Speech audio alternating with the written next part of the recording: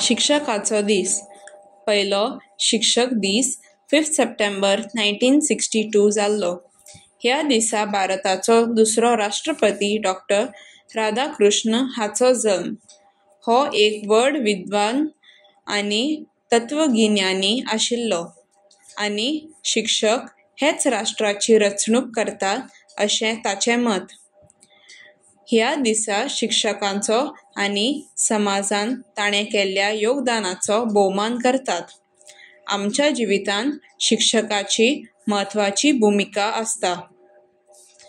ती आमकां धीर दिता, जिणेक येस मेळोवपाक जाय आशिल्ली कुशळटाय आनी गिन्यान तींच आमकां शिकयतात.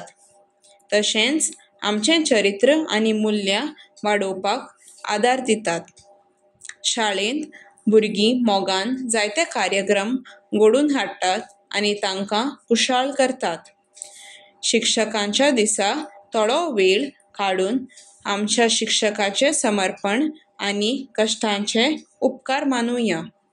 तशेंच बरे विद्यार्थी जावपाचें उत्तर दिवया आनी तांकां आमचो मान आनी मोग दिवया.